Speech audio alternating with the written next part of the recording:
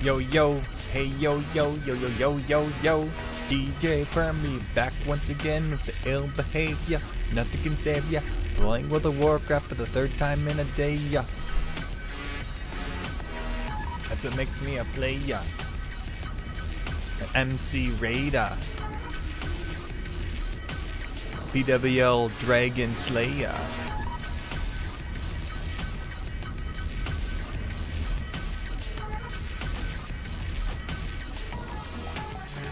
Minesweeper Layer.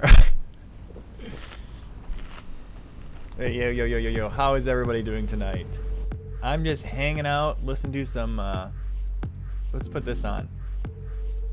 Turn this shit off. Put on some Doge Wave, some copyright-free music so people can listen to this in the past.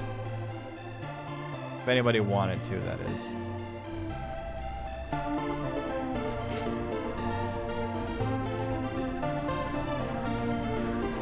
Where's this visual spawn?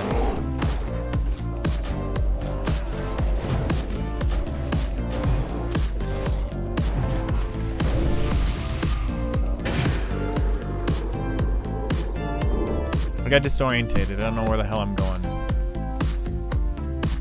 Somewhere over here, a certain monster is gonna spawn. We're gonna have to kill it.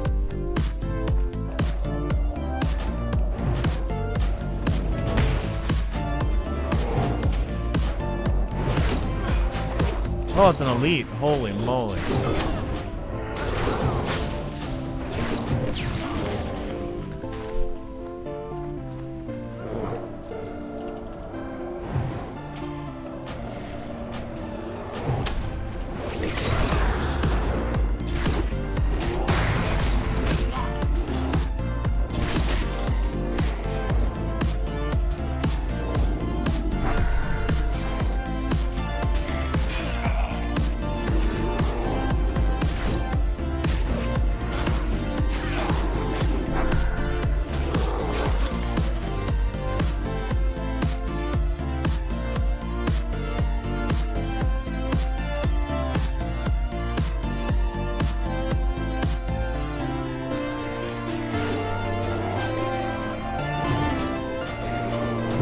A healer with us?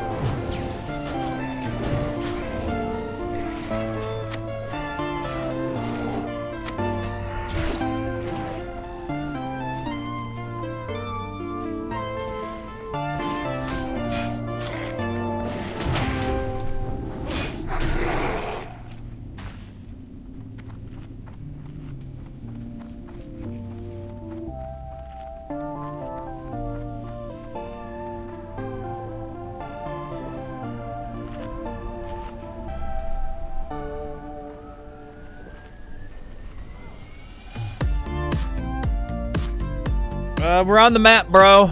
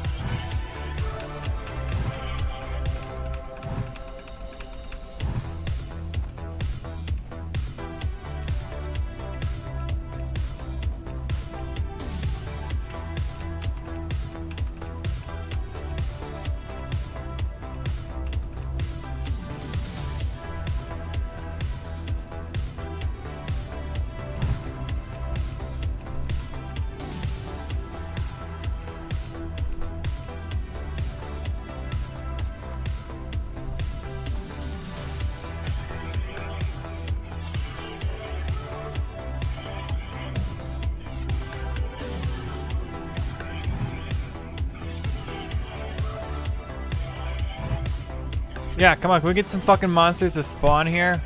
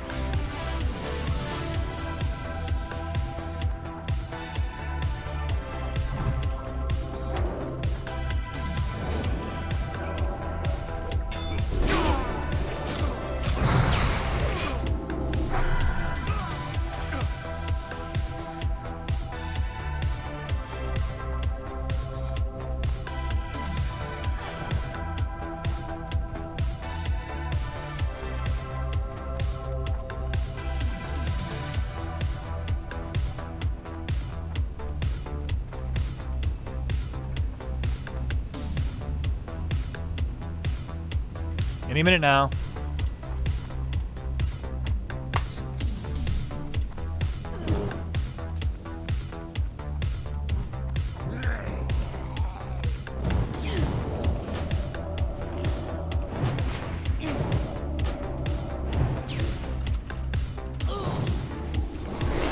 Drop, drop, drop.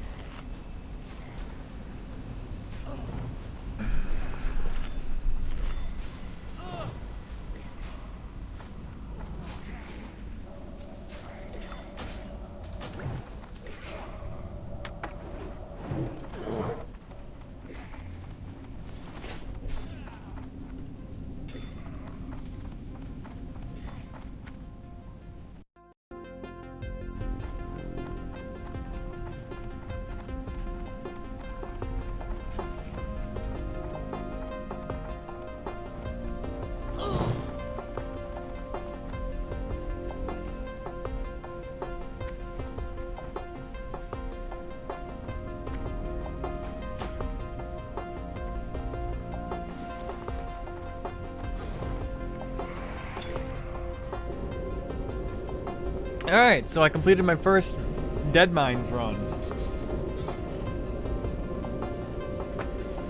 Not bad.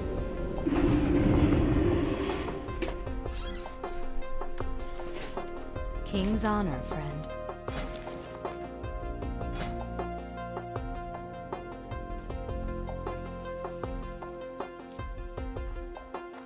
Farewell. Let's turn in some quests, get some items.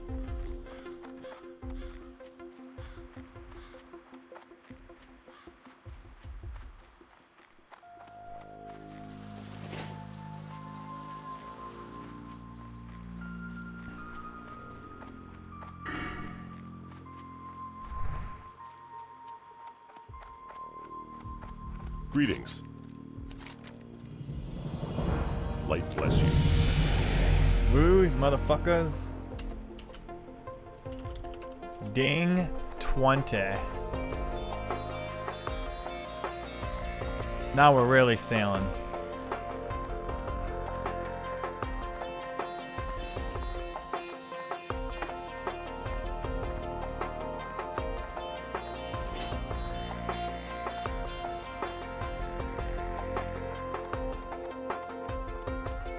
You need something?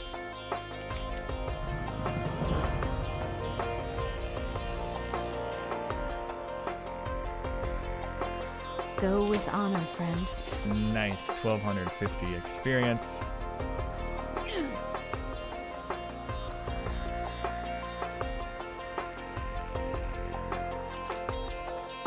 And where do I turn in the rest of these?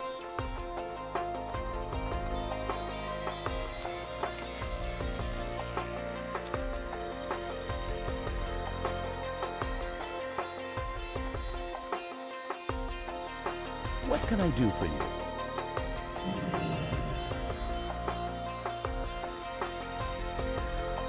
Safe travel.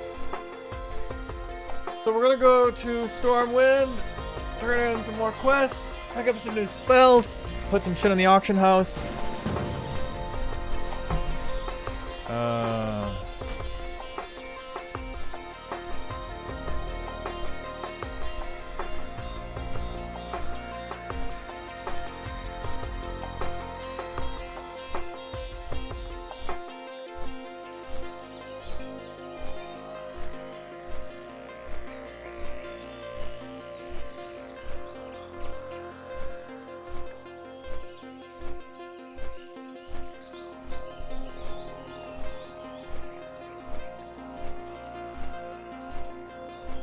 How do I don't want...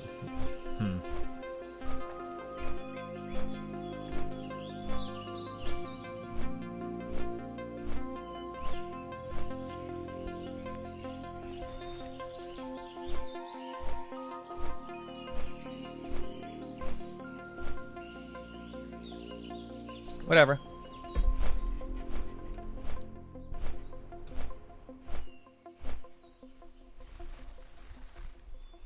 I got the wrong version of weak auras.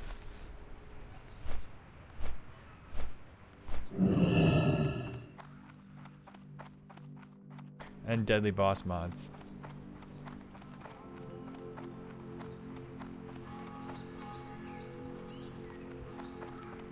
I have to remember that. Quests to turn in, some quests to pick up. The park? What the hell's the park? Get the hell out of here.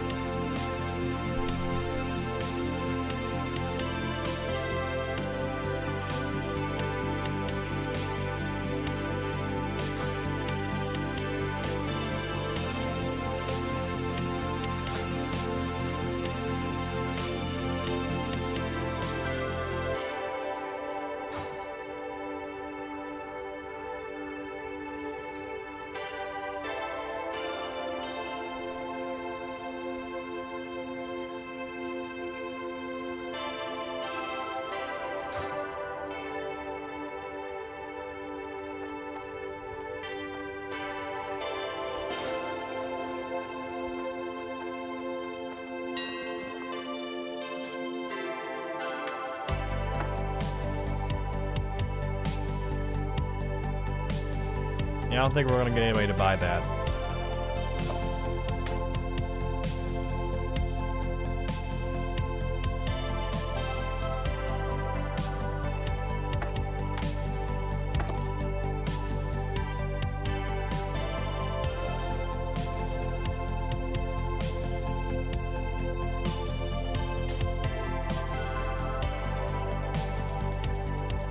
Anything else we can sell?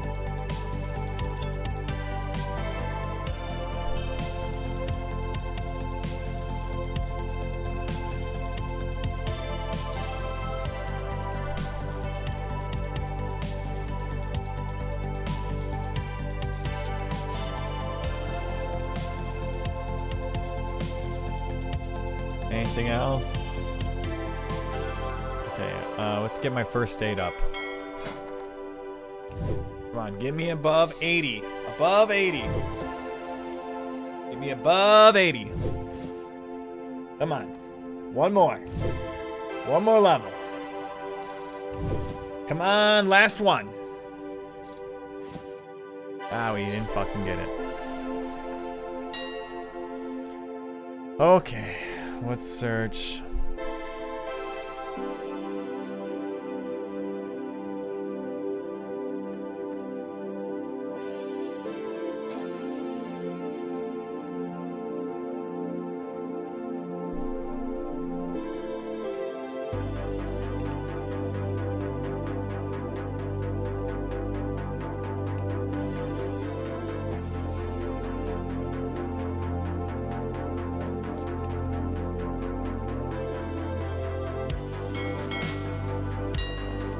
Can we put anything up in the auction house? That's a quest item. Not that, not that.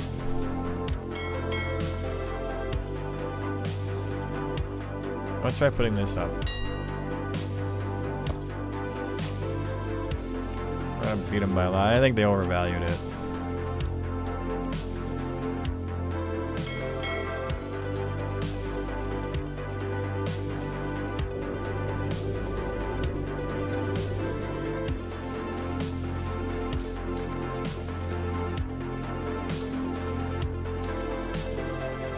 Food. Can I cook any food?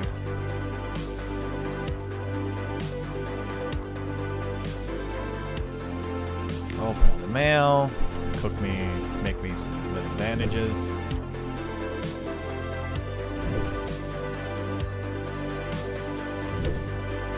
Come on, 80. There we go.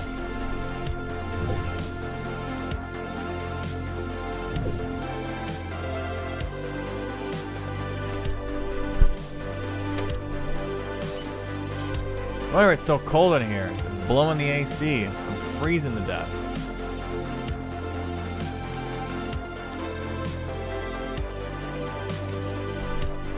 So I've been running around doing lots and lots and lots of things. Where do they want me? Oh, I'll get that done eventually if I ever go to Lockmodan, which I don't know. I think I'm gonna go to Red Ridge next. I'm level 19, level 20. So I could take on those level 20 quests now. Red Ridge Goulash. I need to get some spider meat. Maybe I get that in the auction house before I leave. I'll throw that up there so I remember it.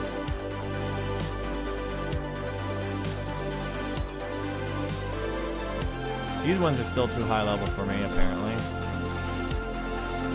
Larson's Clothier? What is this about? I buy and trade. Oh. Yeah, about that. I got the charged gems. Okay, let's get the spells. Maybe I'll get a blink spell. I hope I get blink so I can travel faster around.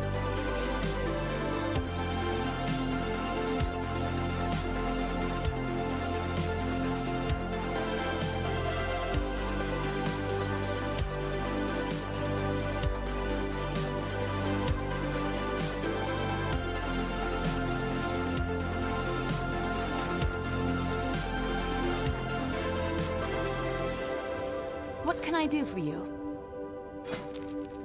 Blink. Evocation. Show me stuff I can learn. Blizzard. A new, oh my god.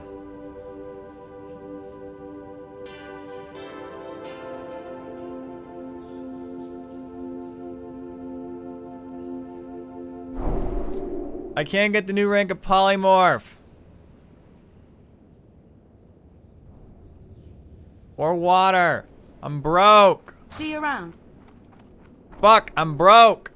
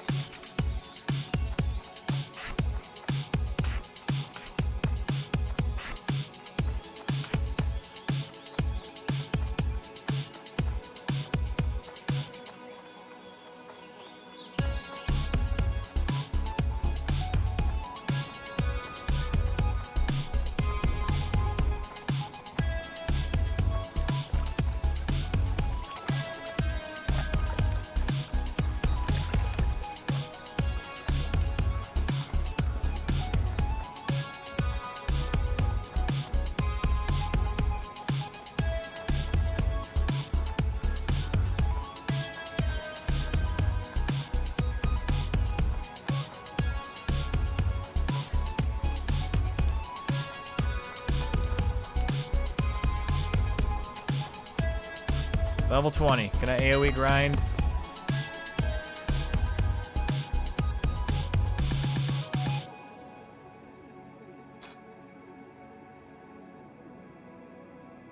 I need to get 10 cloth.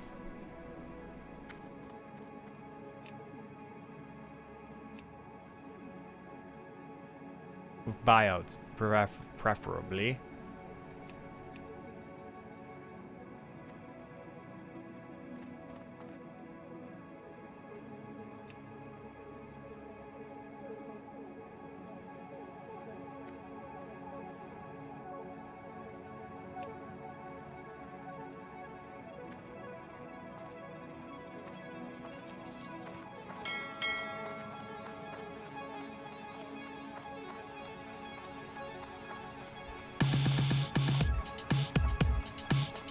I better get Chris Spider Meat while I'm here too.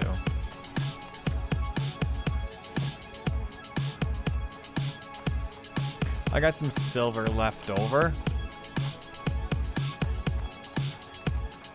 What can I vendor?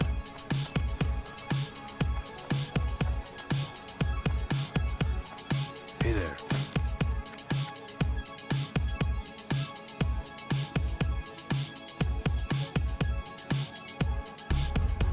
Put the Sears belt up for auction.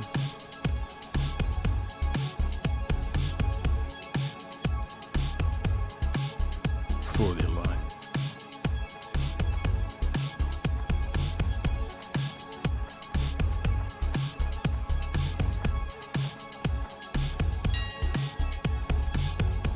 So we want crisp spider meat.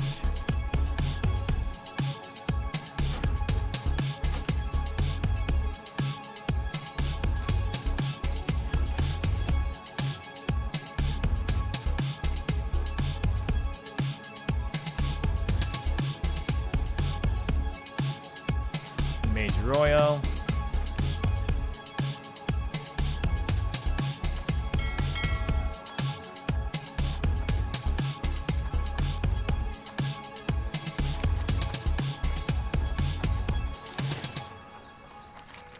Corruption abroad.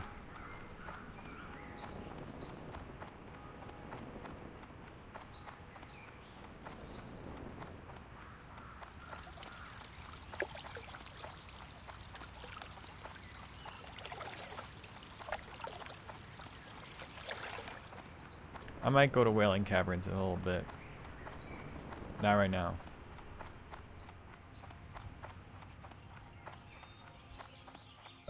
Bro.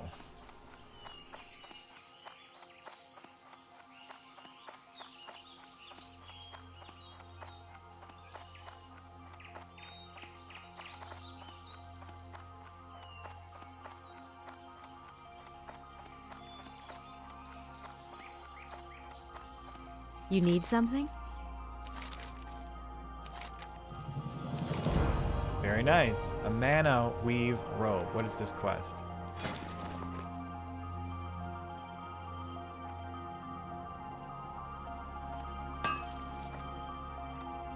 Be careful. Light be with you. Here's a mana weave robe. Go with honor, friend. Thank you. I will enchant this one myself.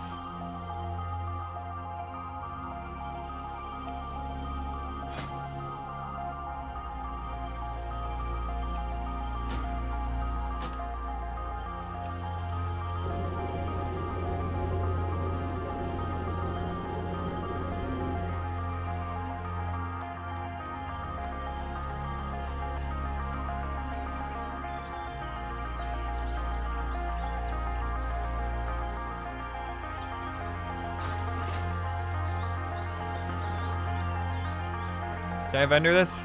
Not a lot. What about this? How much shit can I vendor?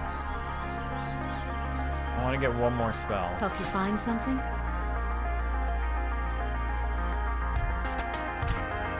What else can I pawn? Farewell. That's cool. Did not know about that one. Looking for something specific?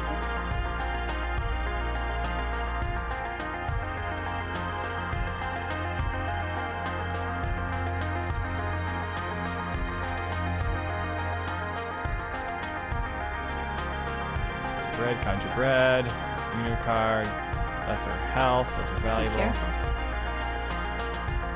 So I can get one more spell and maybe turn some quests.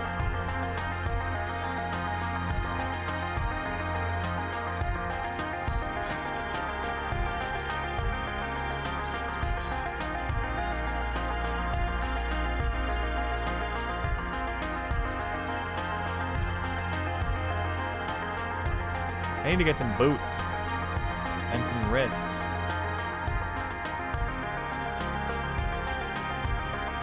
Wetland, the entrance to Wetland Knolls. Nice. Hey there.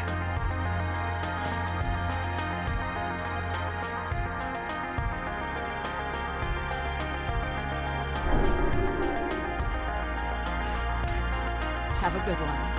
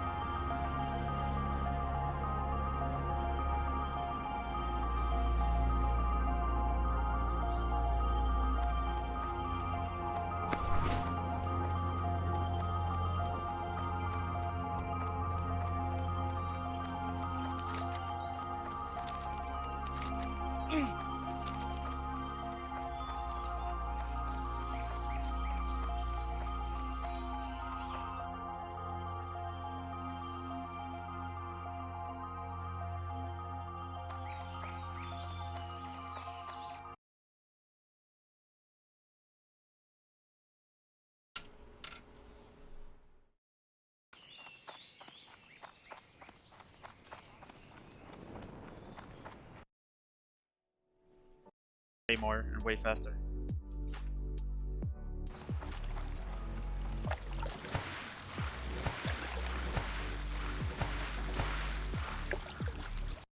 To level from 21 to 60 passive as a Frost Mage. I'll be showing you some of my AoE farming spots, but also talk about the Mage abilities and how I use some of them.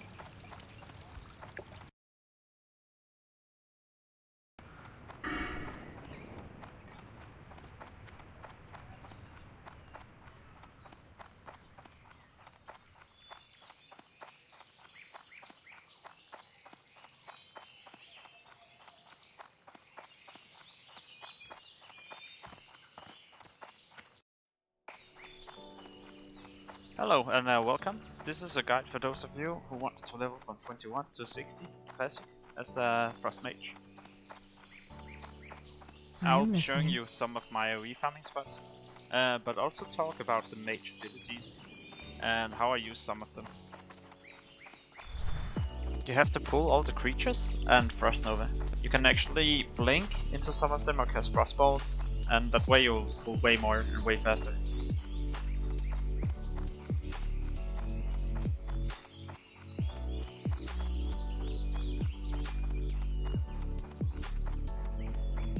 Remember, if one of the targets resists your Frost Nova, then you can always sheep or blink away and try to resist the fight.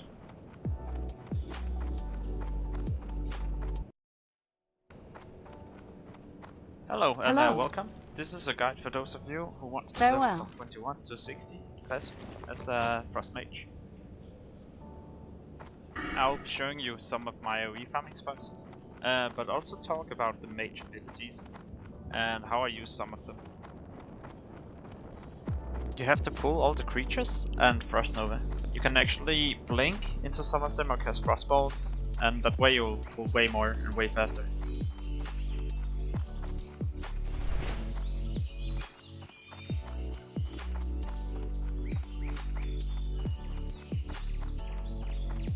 Remember, if one of the targets resists your Frost Nova, then you can always sheep or blink away and try to resist the fight.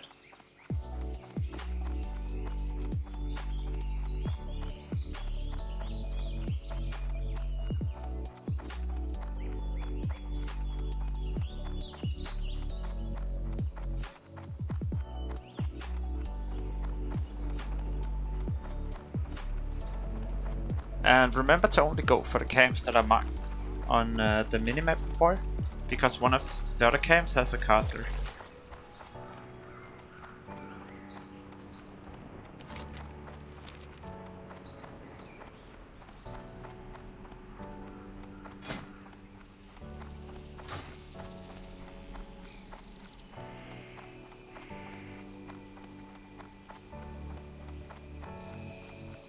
When I AoE farm, then I always prefer to get items called Eagle.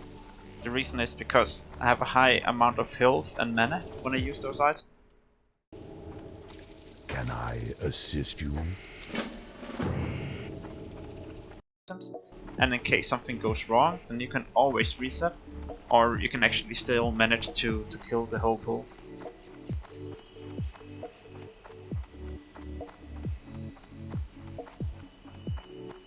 Avoid any caster is very useful, especially if your Blizzard slow is about to run out and you have no Frost Nova ready, then you can cast Cone of Cold and keep an 8-second slow on them.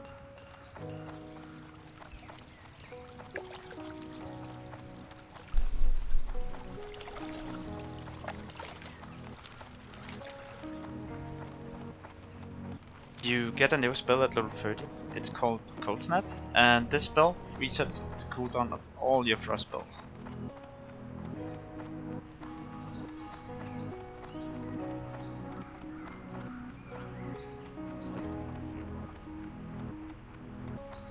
Well met. Be careful.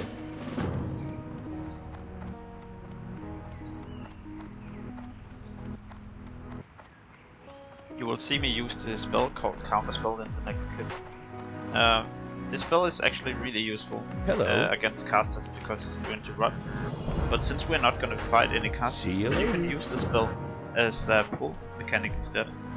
And it's instant, so it's very, very useful.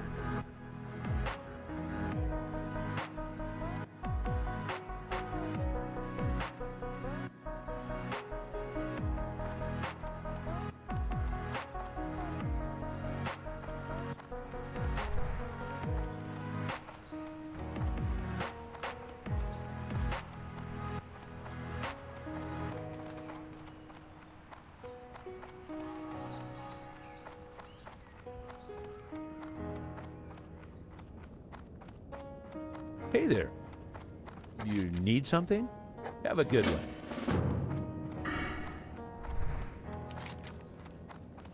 Rapid Highlands is a little bit tricky because it's different from each faction. Good day to you. As you can see, Hello. Horde starts here earlier than Alliance, but Alliance get to continue all the way to Need help? 37.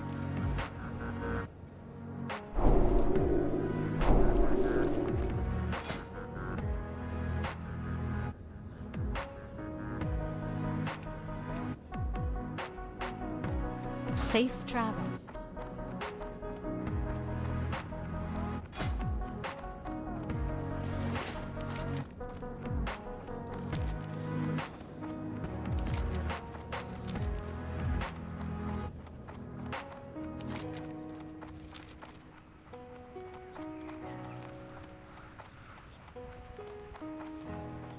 The reason why I tell you not to go for these are because you need the monsters to be stacked in order to do some really nice blizzards. And if you all of a sudden start to freeze up some of them, then they won't be stacked eventually. And that way you might actually end up dying. A nice feature when you are AoE farming is that you can always take a break and get back to questing and do 1 or 2 levels and you're ready for a new farming spot. At level 4 you have the option to buy a mount. And if you have the gold, then I really recommend you do it, because it will make your AoE farming way more fun, and a lot easier.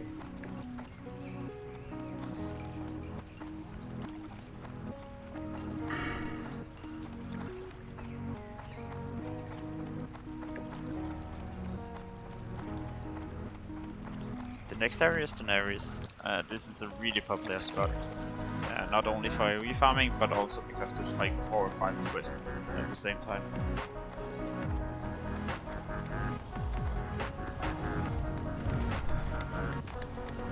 In this clip you see why Ice Block is so useful.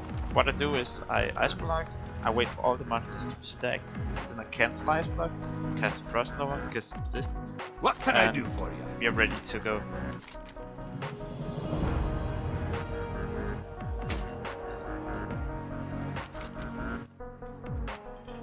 Keep your feet on the ground.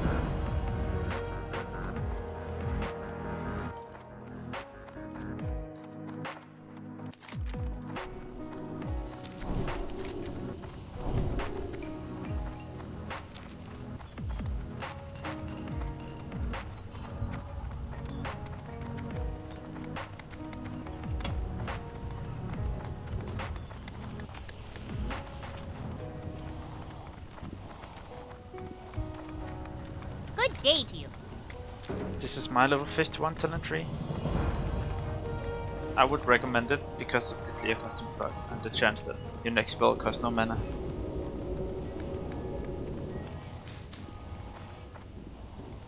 This area I use from 50 to 60. It's super fast and there's tons of drops and reputation. Very well then. Definitely a spot to check out.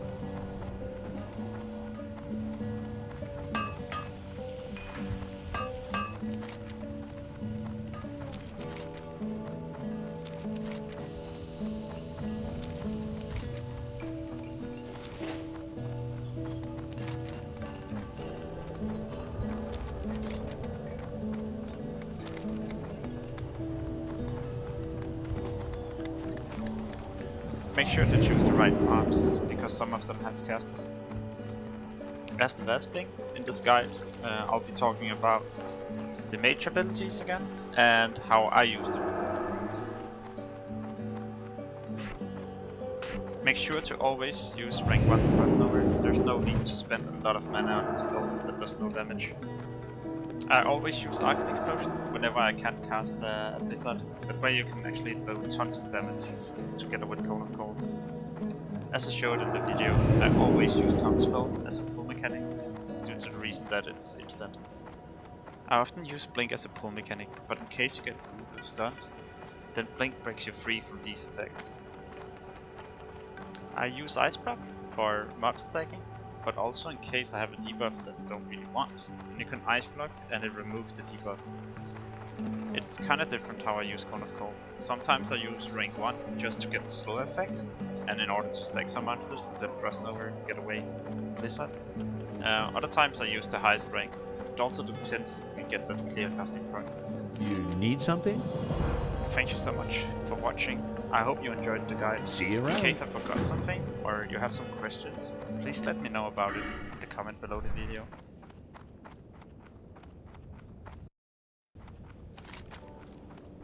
Hello and welcome. This is a guide for those of you who want to level from 21 to 60 classic as a Frost Mage.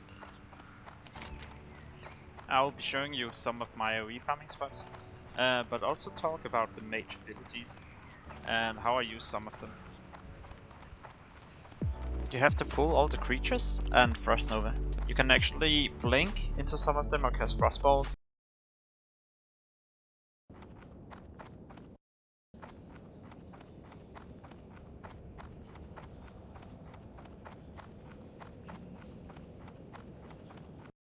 One of the core tactics in the culture war is for people to dig up old posts on social media and then smear you for it because by today's standards, they're offensive.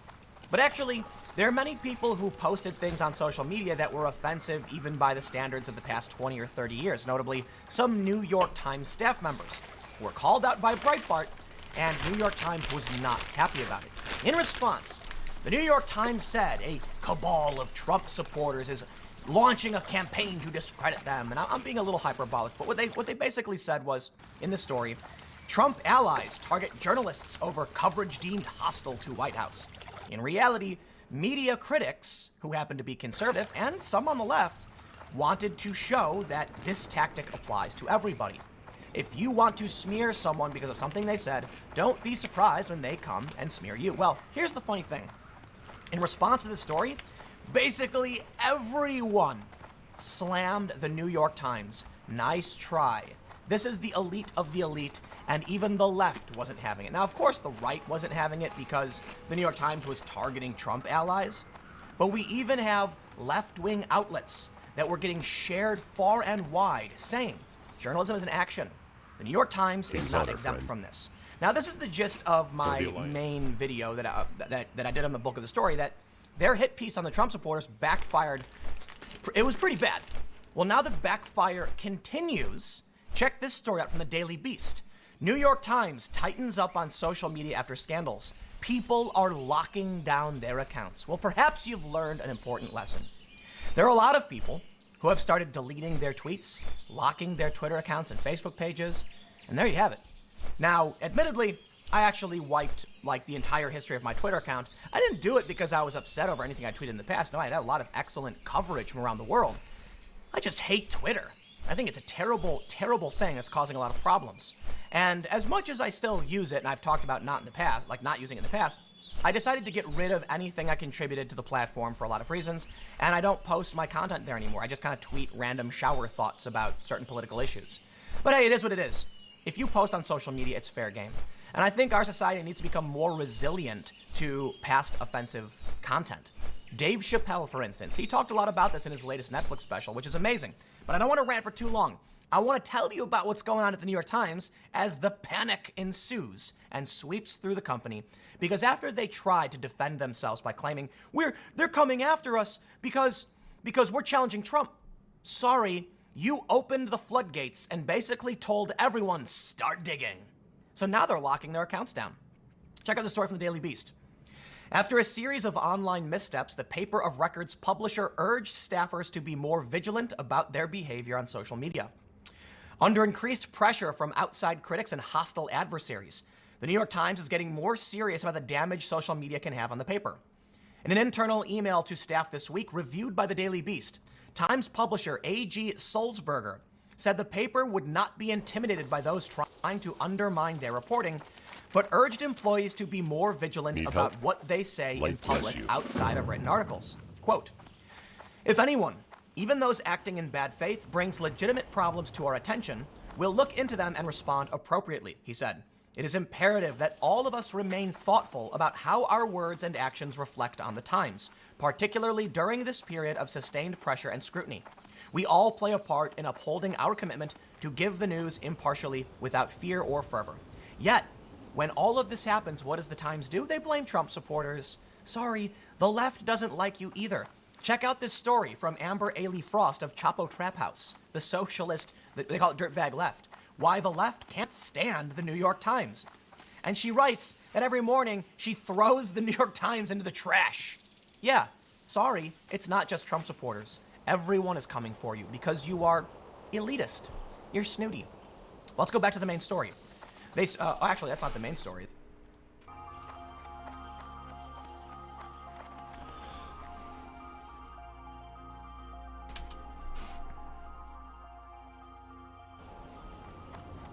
What can I do for you?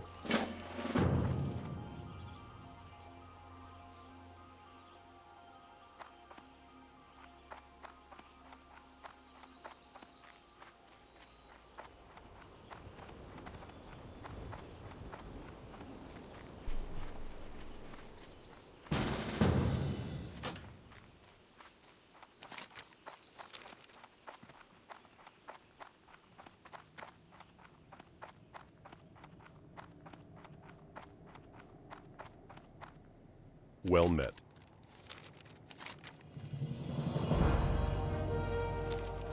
Go with honor, friend. Light be with you. Be careful.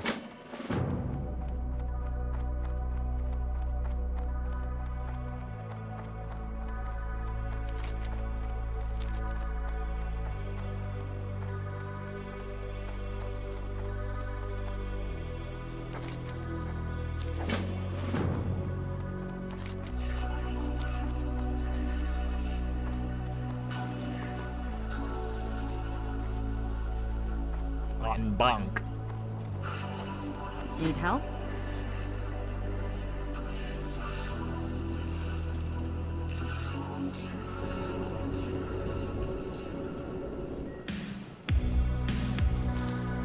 Safe travels.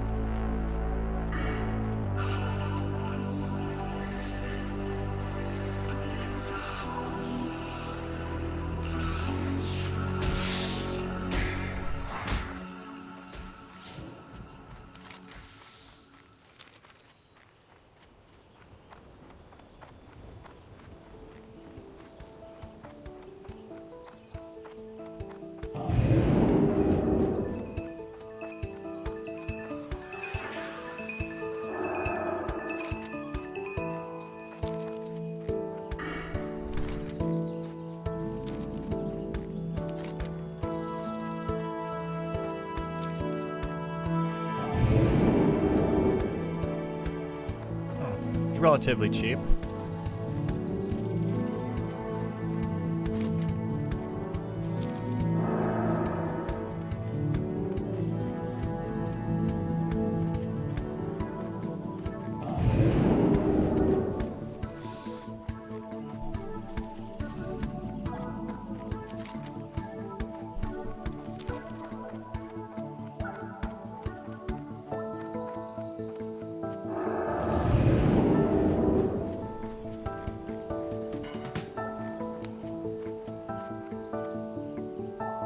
Wrong group. That was awkward.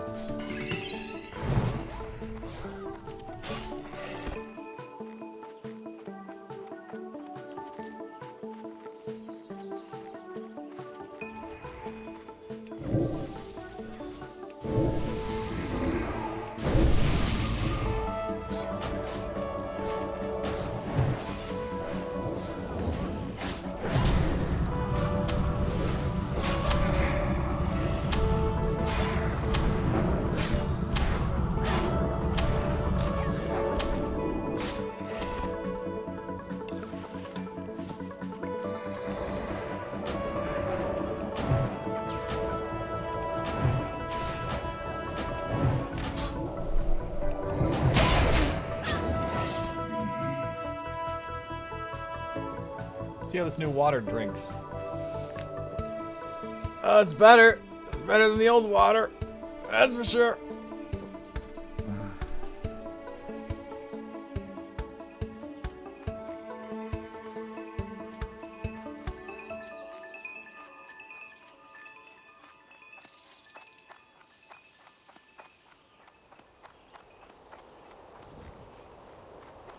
Where we running squad?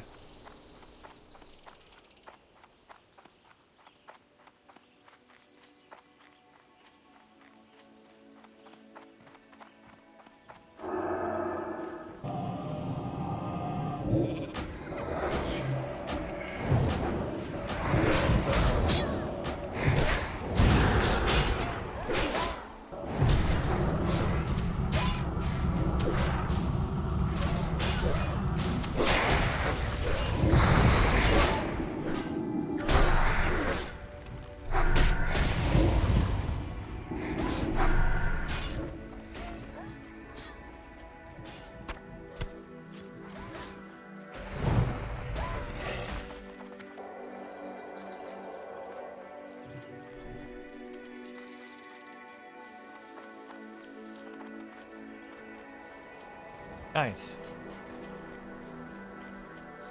Now we just kind of roam around and kill shit. Shadow pendants, murloc fins, and I need the black axes. Yeah, we all have the same quests.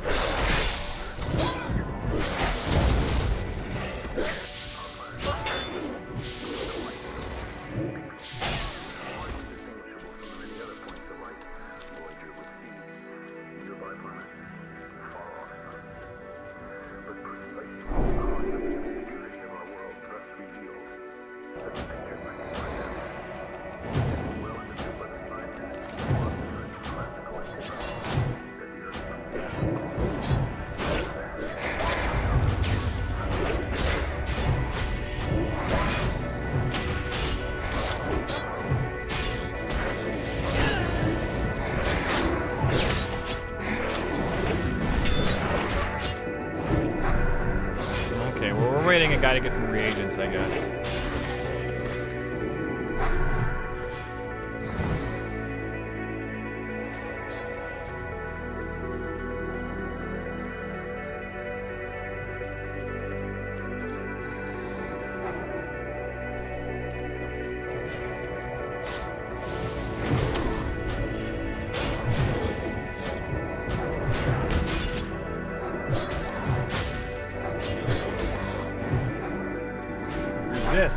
Resist.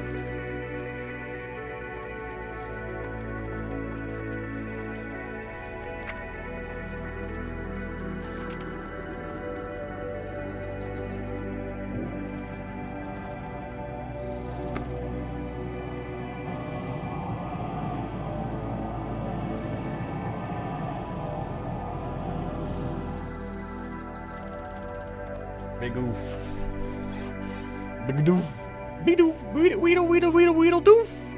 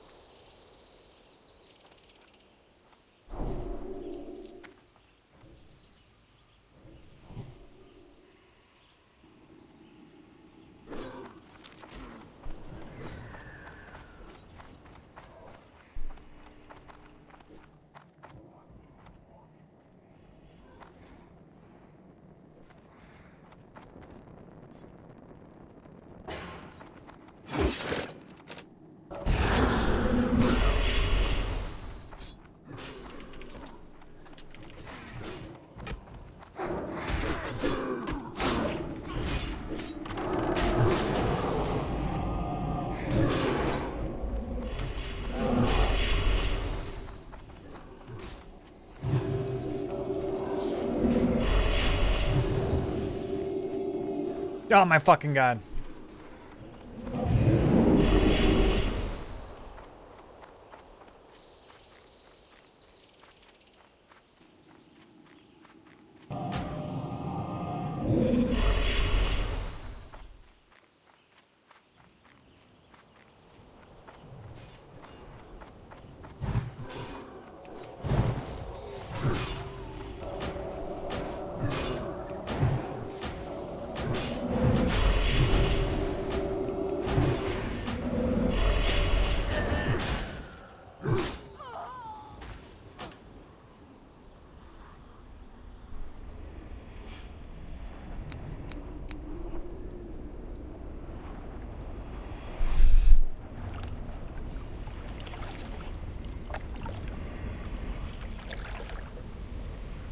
Spawned on us, man.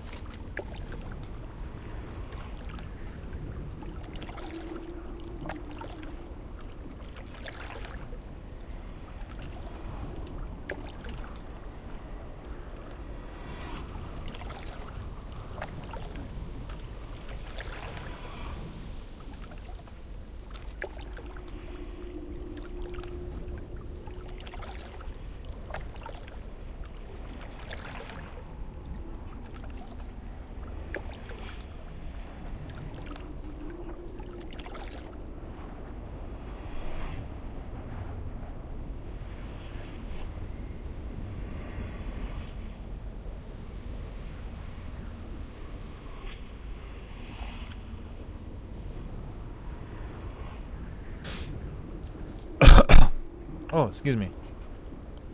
Let me right on my microphone and cough into it.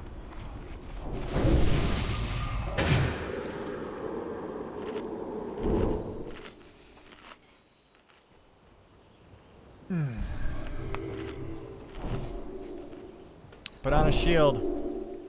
Diatomic.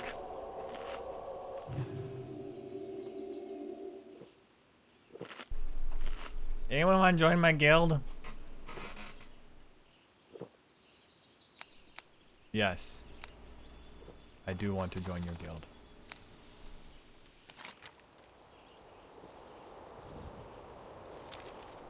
These guys took the weird way back. What the hell they were thinking. What crack they were smoking.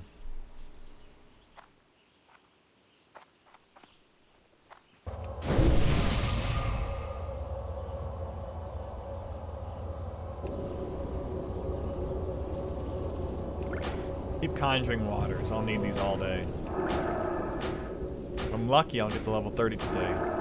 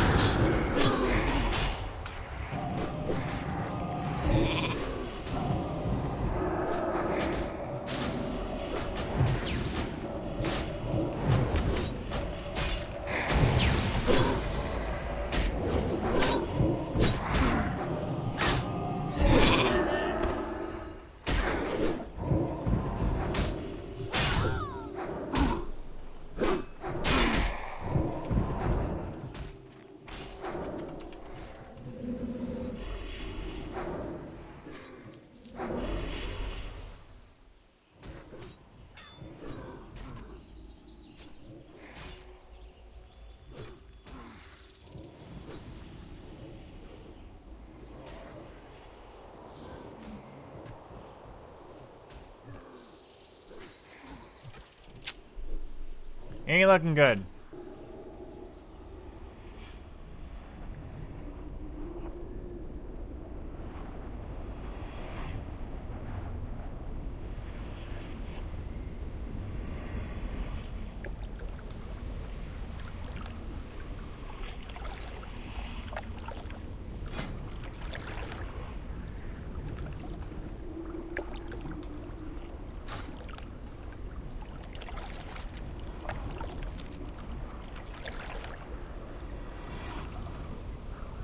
Everybody should have ran.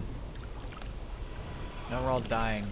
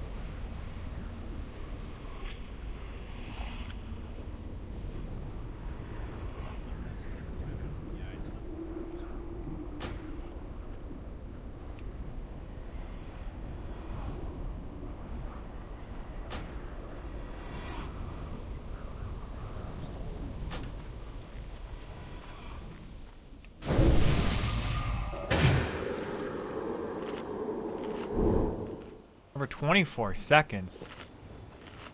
Or 21 seconds. Down very close.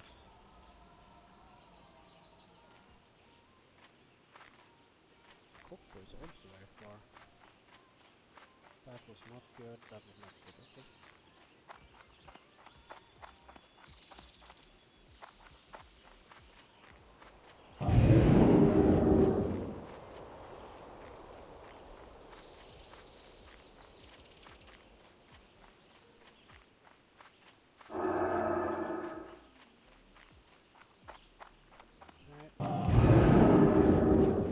What the hell was that? I didn't do anything. Press would happen like that.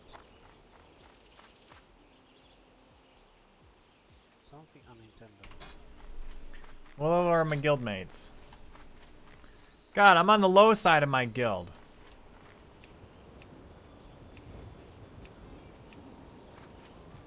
I'm on the high compared to all those scrubs, though. Okay, let's go up to copper. Let's hope we find stone on the way. There is a stone. Yay! There's actually lots of stone on the copper patch. Wow.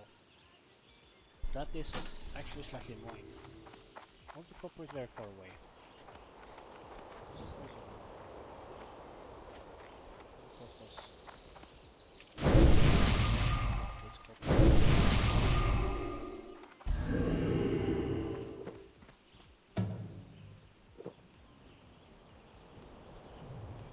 Don't know where I should put the grease. That felt completely unnecessary.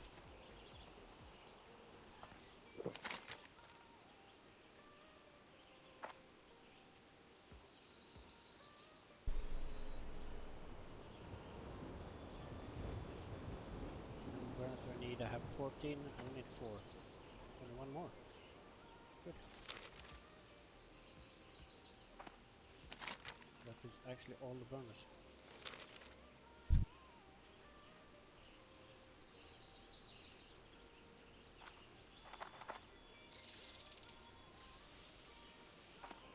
Okay, let's go back to the copper.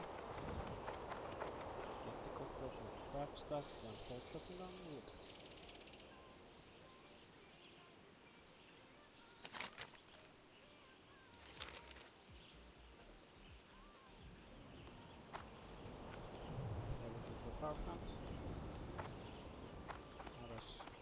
base here, it's fine.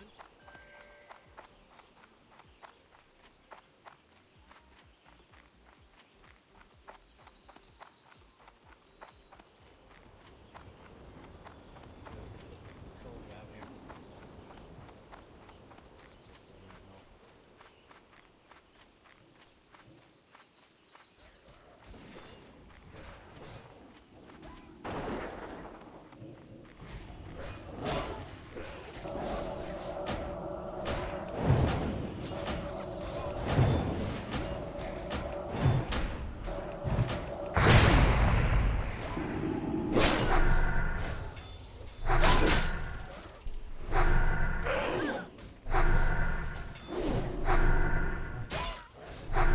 These resists. These resists are insanable, insatiable, immeasurable. All right, we got 2 on us here. Let the fun begin.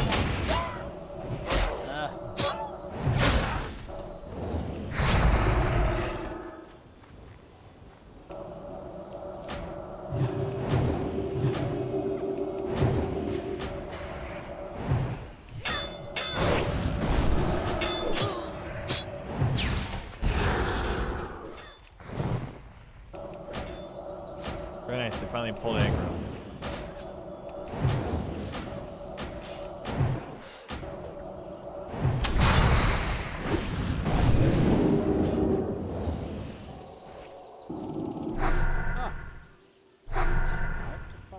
Holy crap, this guy is strong.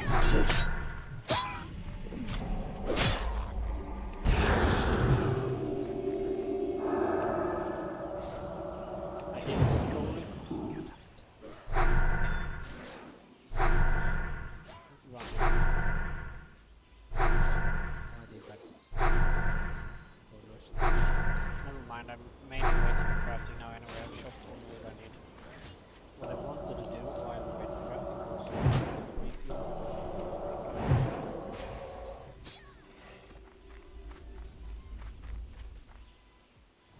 Probably some iron a bit.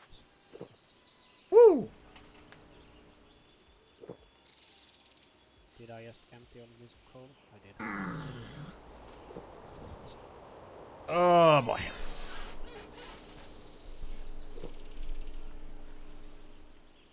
Yeah.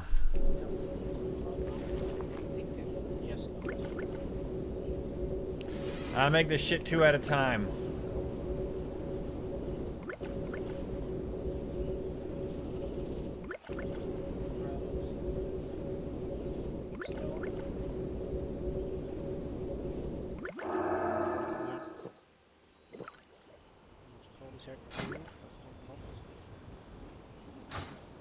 That's the best shit I got.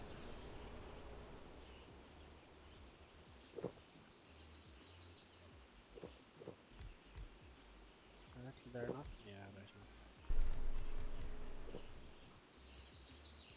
enough. Gotta conjure up some more now.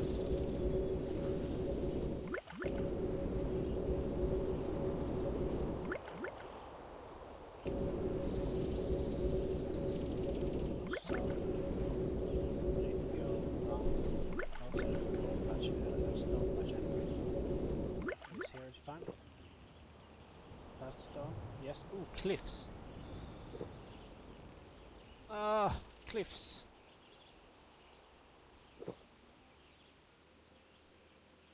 Can't be here. All right. Once I'm at full mana, we're gonna start doing some shit. Okay, let's pretend the water is not in the way then. Let's hurry up. Wasting a bit of time here. Okay. Let's try doing this.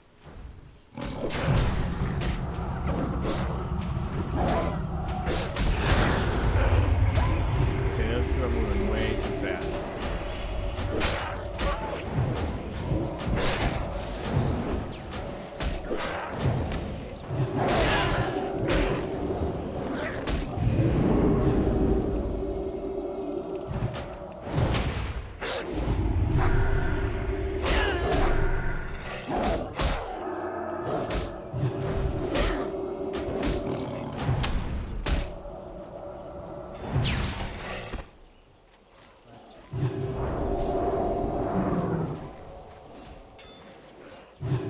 I got all these heals thrown at me. I don't know why.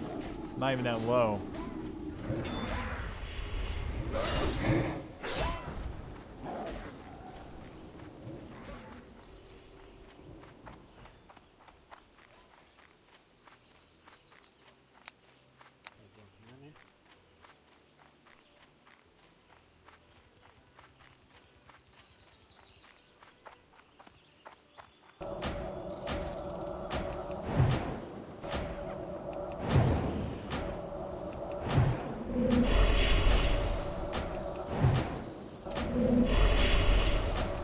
Oh my god.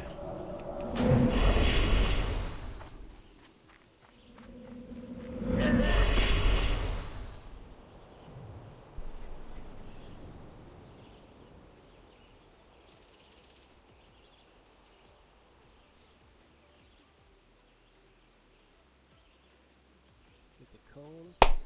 Res me, please. What are you doing? Moonlight. No. Diatomic. No.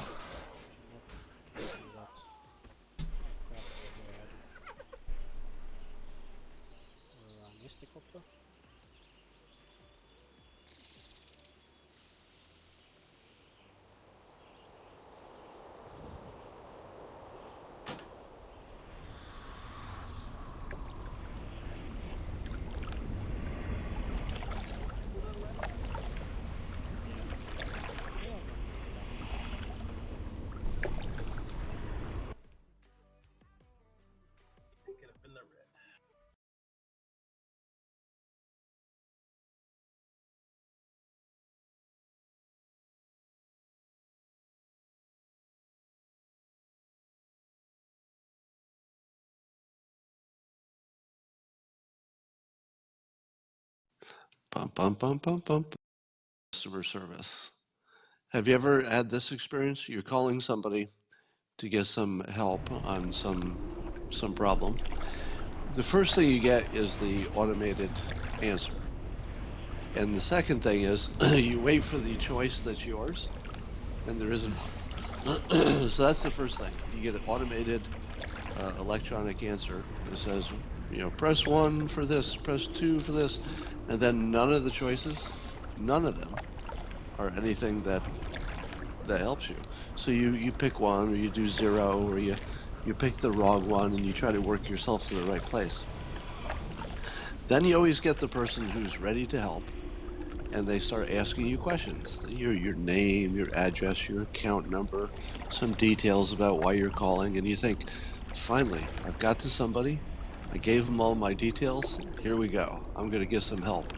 And then what does that person always say? Okay, thank you.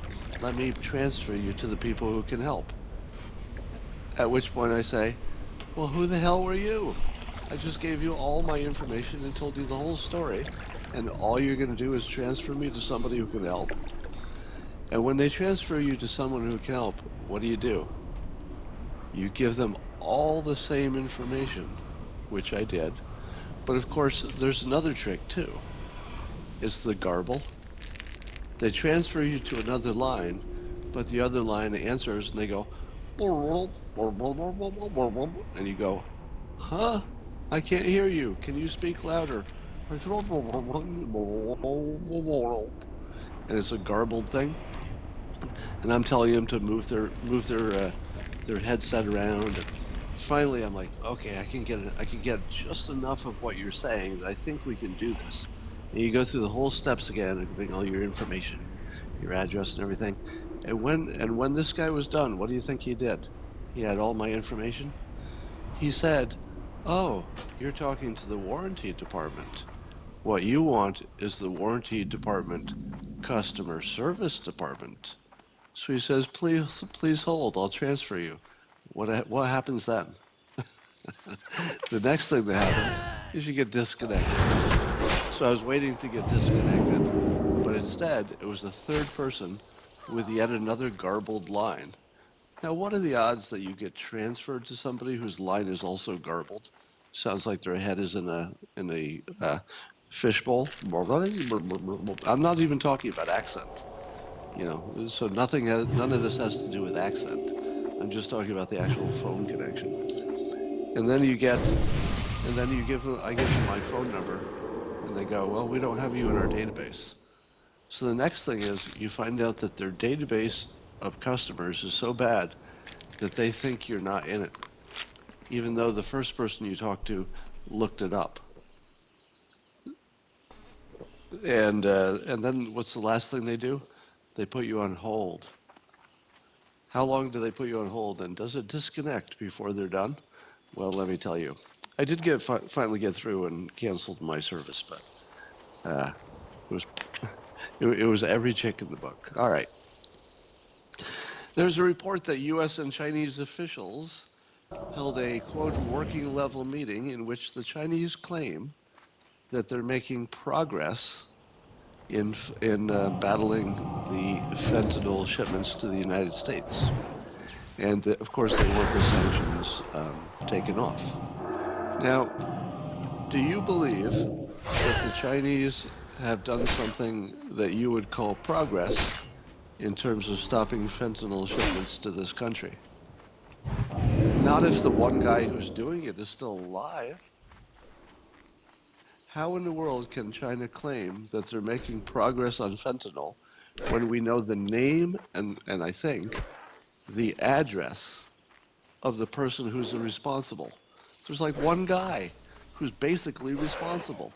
We know his name and we know where he lives. China says we're making progress. Show me a picture of his dead body. Show me a photograph of that guy dead. I'll call that progress. Don't tell me you're making progress if that guy's walking around free and alive. That's not progress. That's not even trying. So let's be clear, China. You're not trying. Don't pretend to tell us you're trying. There's nothing happening. You're not getting a trade deal. There's no trade deal coming. We should completely disengage. This is a murderous country that cannot be trusted, their government cannot be trusted to make trade deals. They're not going to keep them, and we can tell that just from the fentanyl situation and the Hong Kong situation. If you look at Hong Kong and you look at the fentanyl situation, we can say conclusively, this is not a country that you can do business with. They're going to steal your IP, they're going to send you fentanyl, and they're not going to keep their side of the deal. So pull out. It's going to hurt. It's going to be a lot of trouble, but let's just get out of China. That's what I say. The latest Joe Biden gaffe is in some event he actually said this sentence. He was talking about immigrants who come to this country, and he said of the immigrants that they, quote, become Americans before a lot of Americans become Americans. Okay. All right.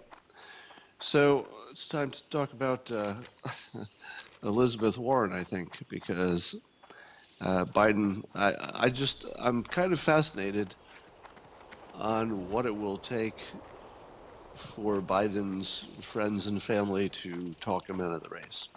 I think what it's going to take is that I think Biden has to put in a certain amount of work and get to a certain point so that he can say he tried.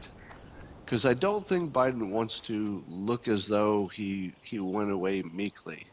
He's got to do something that looked like he tried.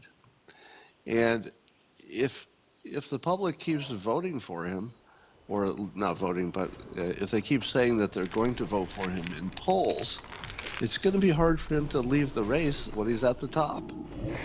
So the public, meaning the Democrats who get polled on this question, really need to step it up. They need to step it up a little bit and help him make a graceful exit that he can keep his. Well, he can go with dignity. I think we own that. Some of you said we don't owe him anything. I know. So I was telling you yesterday my explanation of why Kamala Harris is the only one who has a chance of making a good run at President Trump because she doesn't have any fatal flaws. The three above her seem to have fatal flaws that will limit their popularity, whereas Harris probably could fix her minor flaws. So her minor flaws is that she doesn't campaign that well. She's not that interesting. But those are the sorts of things you can figure out and you can improve. But you can't improve whatever Biden's got going on. That's not something that gets better. And Bernie seems to have a cap on his popularity. Otherwise, he would have Biden's votes. Except for whatever is keeping Bernie at his level of popularity seems to be like a hard ceiling. And then Elizabeth Warren has 1% African American support, so that's not a good sign of somebody who could win in the general. But here's the interesting part. Fox News is reporting that somebody important in the Trump campaign said the following, quote, "The one who scares me the most in the general is Kamala Harris," the official said, described by the Washington Times as, quote, "a key player in Trump's campaign." Oh, so it's the Washington Times reporting it, but I think I saw it on Fox News. So some unnamed person in the Trump campaigns, who was a key player, said that Harris was the least flawed. So there's at least somebody in the campaign who sees this exactly the same way I do. But I don't think I'd seen it reported this way until this story, right? Had you seen any reporting that was this similar to what I'd been saying until now? Probably not. All right, do you know Eric McCormick, who's the movie star of Will and Grace, the original, as well as the one that came back? I don't know if that's still on the air now. But he called for a boycott of anybody in Hollywood who was going to attend a California fundraiser for President Trump. So in public, he called for the names of everyone in Hollywood who would go to a Trump fundraiser so that they could not work with that person again. So literally, Hollywood is suggesting a trade war against ourselves, in which the United States has boycotts and trade wars within its own borders against each other. Can you think of anything that would be more racist and more divisive, whatever that word is? Unbelievably damaging, unbelievably stupid. Now, there's some things you can say, well, that's just a priority. Somebody has a different priority than I do. That's why they have different preferences, different opinions. But in this case, this is not a question of a different priority. If you're actually suggesting in public that Americans boycott other Americans because of their political opinions and who they vote for, you're not part of the smart crowd, because that's not a process that could ever lead to anything good. The worst thing that could happen to this country is that people would take Eric McCormick's advice. What would you do if Eric McCormick successfully got people to name names of everybody who went to a Trump fundraiser in Hollywood, and then all the Hollywood people said, all right, these are the people we're not going to work with again? What's the first thing you'd say would happen? The first thing you would say would happen is that 40% of the country would never watch Eric McCormick's content again. So anything that Eric McCormick is in is going to get crushed at the box office, because something like 40% of the country is going to say, okay, how about we never watch anything you're ever in again? Then how about all the people who work with Eric McCormick? It's not their fault what he said. They're just trying to mind their own business, do their job. But suddenly, the project that Eric McCormick's on, nobody can sell it anymore because there aren't enough people who want to watch it because of him. Well, what happens to all the people he works with? They end up getting drawn into this, and they just wanted to go to work and get a paycheck. And suddenly Eric McCormick has ruined the entire project he's on, plus anything else he touches. The level of stupidity it takes to call for a boycott among your own country is just breathtaking. It's breathtaking. Now, one can imagine that there's something so bad that you would have to act, you know, if you had an actual Hitler who was in charge, etc. But Eric, it's been now 3 years-ish, 3 years of Trump. How many things were you right about?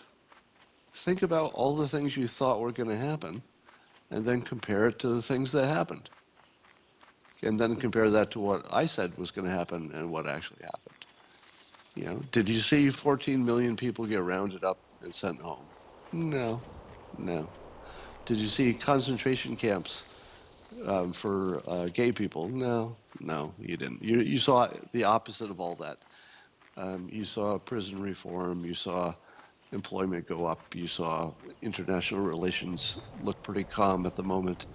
You saw the president negotiating hard against China, and now you learned why.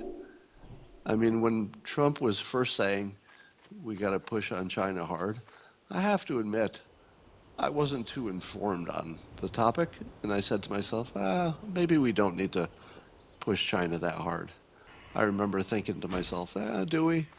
Yeah, maybe that's just a campaign thing you say. Maybe we don't need to push them. And sure enough, once the full story comes to light and there's actually some reporting about China, we do have to push them. Right out the door is where we need to push them. So, there's that. So there's a story about President Trump's assistant getting fired, Westerhout. So that was his personal assistant, and apparently she got drunk, said some things to some reporters about the president's family, and it got back to him, and she got fired. Here's the real story. The real story is alcohol. If it's not being reported as the problem is alcohol, it's sort of missing the point of the story. Am I mistaken, or did I see that she had 2 drunk driving arrests? Can somebody fact check that? I don't want to say that sort of thing in public, unless it's true. But I thought I saw that she had a couple of. Oh wait, was it? No, it wasn't her. I've got the wrong person done. Yeah, cancel that. She does not. I'm thinking of actually somebody else. Yes, you're correct. That was the press secretary. So Westerhout did not have drunk driving arrests. So make sure that everybody's clear on that, or at least as far as I know, there was no drunk driving arrests. But I don't think you can ever underplay how important alcohol and drugs are to the things you see. You know, how many things do you see where people do things that are dumb in public, and there was some kind of drug involved? It's so common that it's almost like that's how the reporting should be. The reporting should be what some dumbass did, and then what drug they were on. So it should be this person shot up a public place, and they were on the following drugs. This person gave up some secrets, and they've been drinking. I think that just needs to be part of the story, because I've often said that when a person takes a drug or a person drinks, they become a new person. So the person without a drug is a certain person. The person who then puts alcohol or some drug in them becomes chemically just a different person. And I want to know who that person was that made the mistake. Was it you plus alcohol? All right, here's the outrage theater of the day. Are you ready? We all like to be outraged, because outrage feels good. And remember the rules. The rules of being outraged are that we're always outraged on behalf of hypothetical people who are less awesome than ourselves. So outrage only works if you can imagine that you and I, we're sort of above it. You and I, oh my God, you and I are not bothered by little stuff. But I'll tell you what's true. Other people who are not nearly as awesome as we are, they should be enraged by the things they see. And let me give you an example. Let me invite Dale over to tell us about the latest outrage. It turns out that, damn it, did I not write down her name and then just forgot it? This story won't be nearly as good if I can't remember her name. Who is the name of the attractive actress on Modern Family from Colombia? Or at least in the show, she's from Colombia. Somebody help me out. Her name is... Damn it. I made notes and I didn't write down her name. Well, let's just say that there's a... Sofia Vergara. There you go. Thank you. So, thanks for the assist. Sofia Vergara is getting some outrage from people because she took some photos in the context of Hurricane Dorian was coming. And they posed in a beachy, in their bathing suits basically, and the caption was "Waiting for Dorian." So Sofia Vergara and some friend of hers, they posed with bathing suits, and the caption was "Waiting for Dorian." But then, before Dorian got there, they got on their private jet, took some more photos, and went home. And people were saying, "My God, you're tone deaf because you're sort of making fun of the hurricane." But allow me to do this for you. This is an outrage. It's an outrage, I say, that Sofia Vergara could make light of a coming hurricane. No, it's not because it bothers you, because you're awesome. Why would you be bothered by something stupid? You're not stupid. Come on. Why would I be bothered by it? Well, you and I are awesome. We're not bothered by these outrages, but let's agree, there are dumb people all over. I don't know who they are. I've never met one, but I believe there are dumb people all over who are really worked up about this. This is going to affect them in some negative way that I can't define. And it looks like this. What? Sofia Vergara took a picture when a hurricane was coming? How tone deaf. She's so very tone deaf. It's an outrage. On behalf of other people, it's an outrage. So, that's Outrage Theater for today. Famous baseball player died of a fentanyl and other drug overdose. Every time some famous person dies from a fentanyl-related overdose, we get a little more serious about that problem. So I just mention it to stay serious.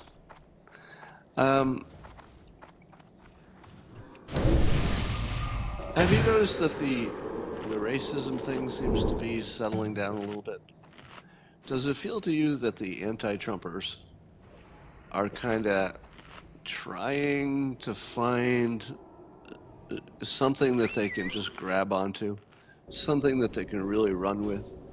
And once the New York Times got busted for creating what is obviously a fake framework for which they will tell all their news stories, which is everything's about racism, since they got busted on that, wouldn't it make every story about racism between now and Election Day look fake? I mean, not fake in terms of the details are necessarily going to be wrong, although that might happen too, but fake in terms of it just looks like somebody's trying to make a narrative, because the New York Times admitted that's exactly what they're doing. It feels to be like there's some kind of pullback from that approach.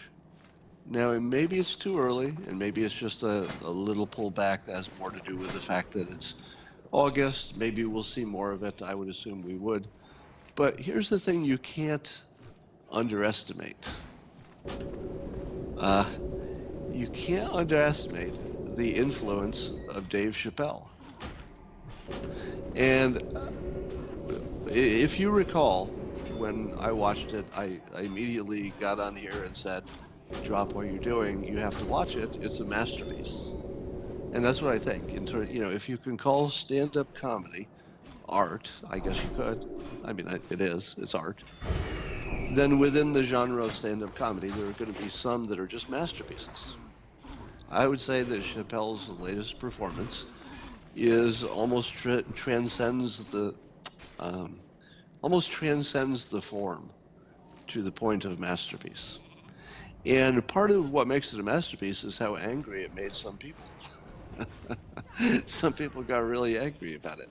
Now, if you look at just the small, let's say the small details of what he said, if you look at not the context or the larger message, if you ignore all the larger beauty of what he was doing, and you just look at the small jokes, it's easy for you to say, oh, he's being insensitive, he's being, I don't know, misogynistic, he's being racist, he's being something.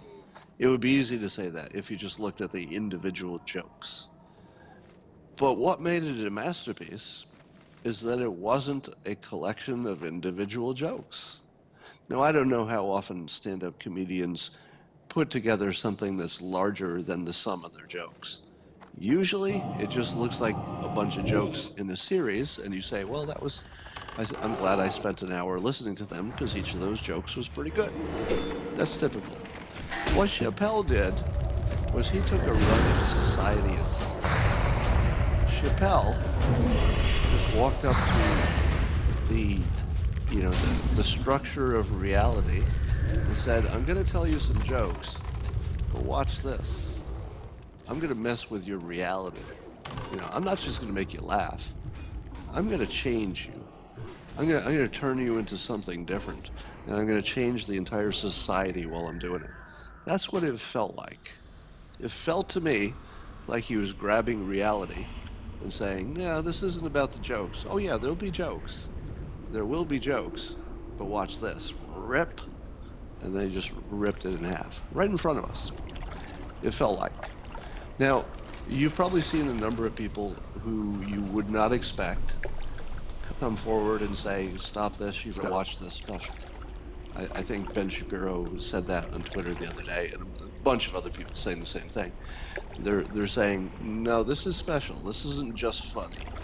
This is something else. And I've been wrestling with it since I watched it. I'm thinking of actually rewatching it for this purpose. But I felt like something bigger was happening there. And I think people sense that when they watch it. Now, one interpretation people are making is that because he was so, let's say, intentionally offensive, meaning he looked at the audience and he said, I'm going to offend you, in essence, and then he went and offended them. But you were laughing while you were being offended, which changed completely how you received this offense.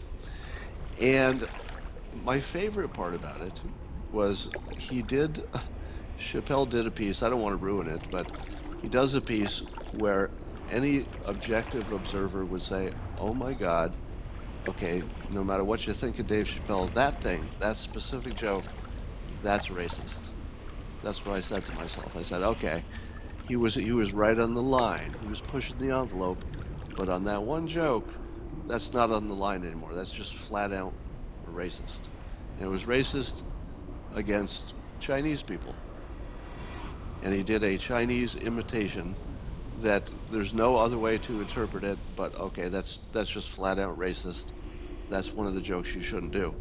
And then, after he makes you live with that for a while, and you think, oh God, I like Chappelle, but that's too far, right? It's not the world I want to live in. I don't want to live in a world where even Dave Chappelle can tell a flat out racist joke mocking Chinese people. I don't want to see that.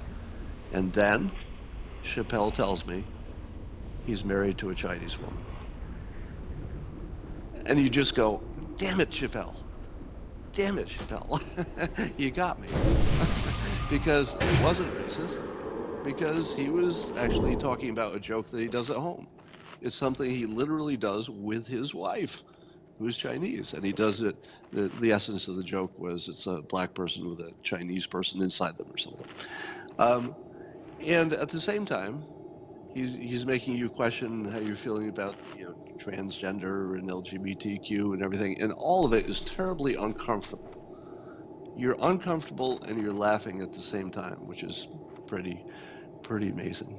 Anyway, in the end, this was my take. he made me go through all of the emotions of, oh my God, I'm outraged. That's too far, and all that. And then at the end, it was so obvious at the end that he doesn't hold any of those opinions, meaning that he's actually surprisingly, not surprisingly, but amazingly open-minded. It's very clear he does not have personal bad feelings about any of the people he made fun of. That much comes through pretty clearly. But because he took you on that journey, you experienced being outraged, and then he showed you it wasn't real. I guess that was the magic trick. The magic trick was making you feel outraged and feel offended, and then immediately show you it was an illusion, that you would just had not seen it in context to know that you were being bamboozled. And that, I think that took it to another level of art, in my opinion. All right, that's all to say about that. I don't have much else to say. I'm going to keep this short. I put on the headphones in case anybody wants to ask a question, and it looks like at least one person is. Jacob, we're going to see if you are paying attention. Let me take some questions. Jacob, are you there? Jacob. Hey, do you have a question you would like to ask? Yes, I'm about to start my final year of school in a few days, and I was wondering if you had any tips or advice on actually remembering my studies, because it's a lot of reading, it's programming, so it's a ton of just looking at mind-numbing info.